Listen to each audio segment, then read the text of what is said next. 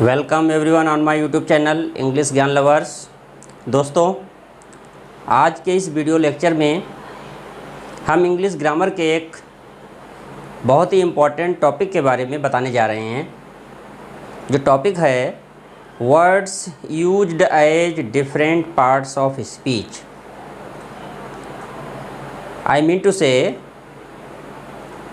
Same word होता है, उसको हम अलग अलग तरीके से अलग अलग पार्ट ऑफ स्पीच के रूप में यूज कर सकते हैं। कभी उसे नाउन के रूप में या प्रोनाउन के रूप में या वर्ब या एडजेक्टिव या एडवर्ब या प्रीपोजिशन या कंजंक्शन, मतलब उनको डिफरेंट वे में डिफरेंट पार्ट्स ऑफ स्पीच में यूज किया जा सकता है।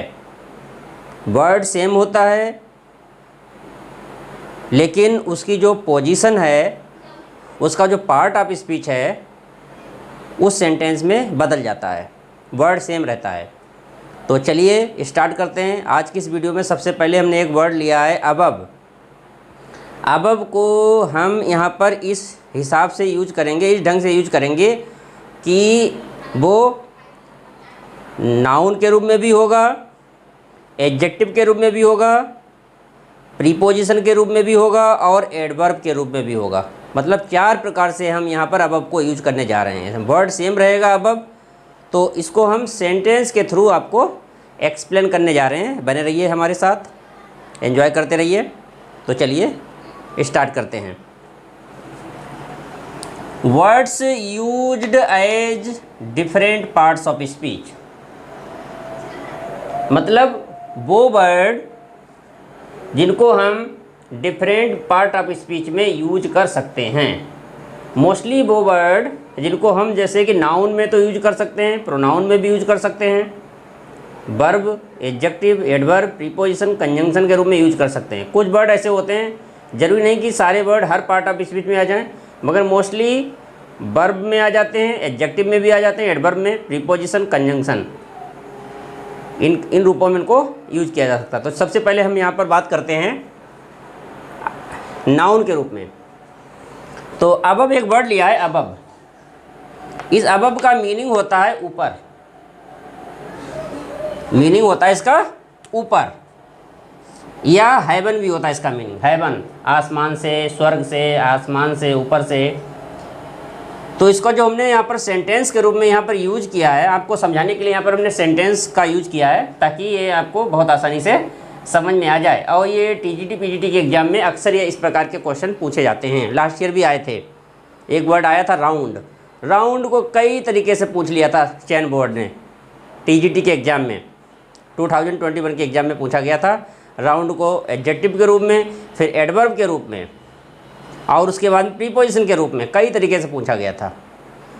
तो अबव जो है, अबव का मतलब यहाँ पर होता है, नाउन की बात करें, नाउन के रूप में अगर इसमें यूज करेंगे तो अबव मीन्स होता है हेवन, स्वर्ग से या ऊपर से। The rain comes from above, बारिश आती है या होती है, कहाँ से होती है? ऊपर से, स्वर्ग से, आसमान से, ऊंचाई से। तो यहाँ अबव का मतलब है ऊपर से, ऊंचाई से, आसमान से। तो यहाँ पर जो है अबव जो है ये नाउन की तरह यूज हुआ है। पहचानें कि कैसे नाउन की तरह यूज हुआ है, क्योंकि ये देखिए यहाँ पर जो वर्ड अबव है ये नाउन है। नाउन मतलब संज्ञा है। अब संज्ञा क्या होता है? किसी व्यक्ति, वस्तु, स्थान, जगह के नाम को संज्ञा कहते हैं। अब ऊपर क्या है? ऊपर भी एक जगह है, एक स्थान है। बारिश ऊपर से आती है, मतलब हेवन से आती है, आसमान से आती है। तो ये क्या हुआ? संज्ञा हो गया, नाउन हो गया। दूसरा वर्ड है, इसी अबव को हमने लिया है, दूसरे ढंग से यूज करना बताया है।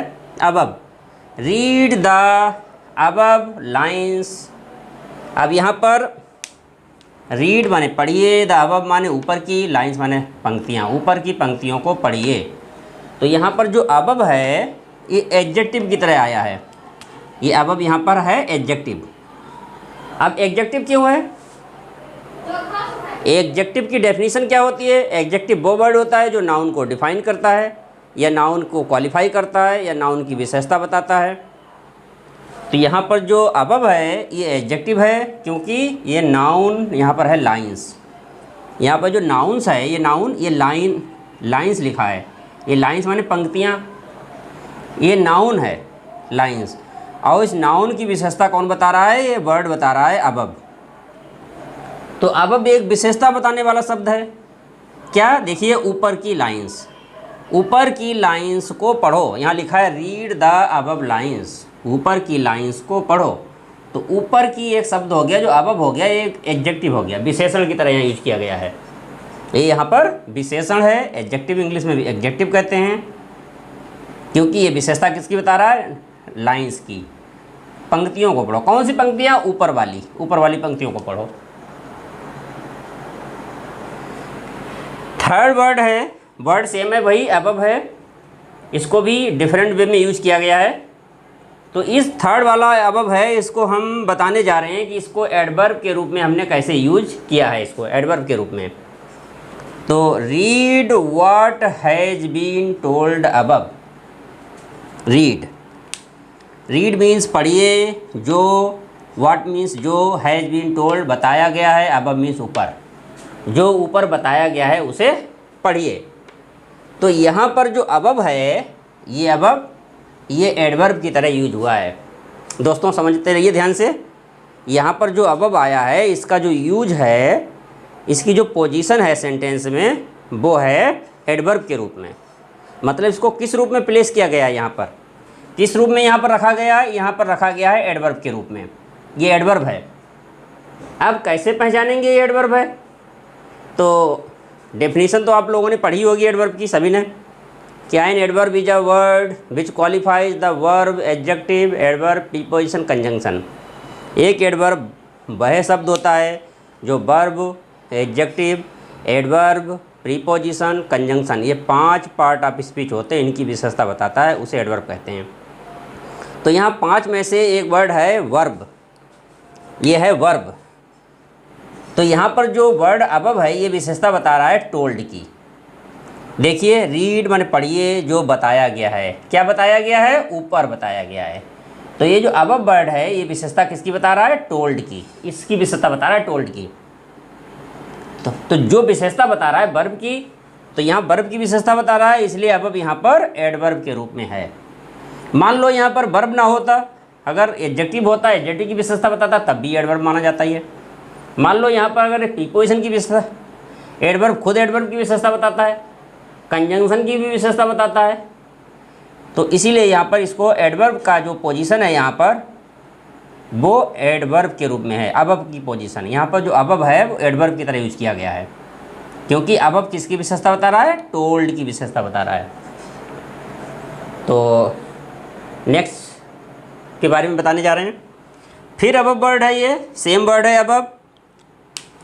इस वर्ड में प्रीपोजिशन का यूज बताया गया है। इसमें मतलब ये बताया गया है कि अबव को हम प्रीपोजिशन के रूप में कैसे यूज कर सकते हैं। तो सबसे पहले दोस्तों एक बात याद रखिएगा, प्रीपोजिशन होती क्या है?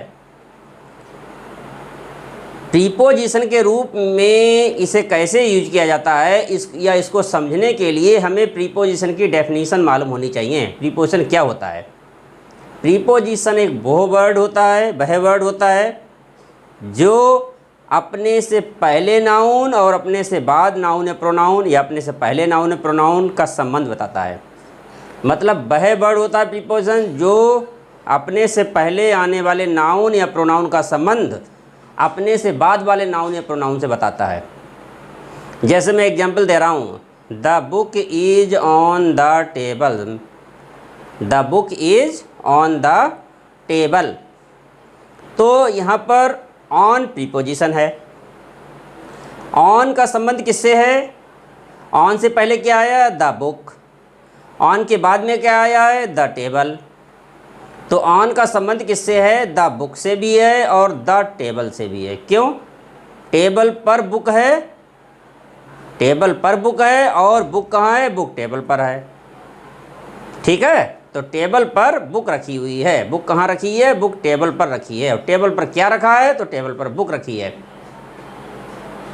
तो ठीक उसी प्रकार से इसको समझिएगा। अब he always puts his clothes on. वो हमेशा अपना क्लोथ नहीं, सॉरी कोट है। He always puts his coat on, वो हमेशा अपना कोट पहनता है। कहाँ पहनता है? Above sweater. अब देखिए अबव यहाँ पर है, अबव ऊपर, किसके ऊपर? स्वेटर के ऊपर। वो हमेशा अपना कोट स्वेटर के ऊपर पहनता है। देख लीजिए ध्यान से, he always puts his coat on above sweater. तो ऑन मतलब क्यों हो गया? ऑन तो इसलिए लगा दिया, ये ईडियम होता है, फ्रेजल वर्ब है, पुट ऑन होता है, ये लिखा है पुट। पुट और ऑन का मतलब होता है पहनना, पहनना का होता है, पहनना के सेंस में है। लेकिन यहाँ पर एक फ्रेज आ गया, क्या फ्रेज आया? His coat. जब एक नाउन ना आकर जब नाउन फ्रेज आता है तो हमेशा जो पुट ऑन होता है उसमें पुट को पहले रखते हैं और ऑन को फ्रेज के बाद में। सीधे सीधे हम यहाँ पर नहीं रख सकते हैं, he always puts on his coat, तो गलत हो जाएगा।